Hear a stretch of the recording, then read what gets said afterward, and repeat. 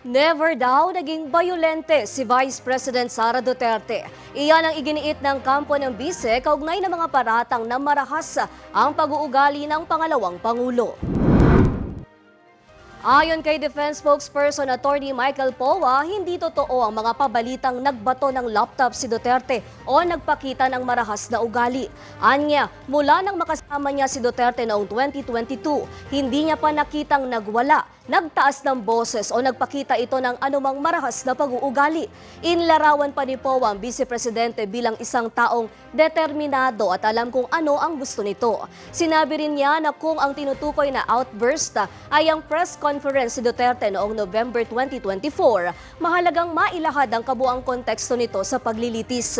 Nililaw rin ni Powa na hindi nila itinatanggi na nabigkas ni Duterte ang mga pahayag na naging batayan ng unang artikulo ng impeachment.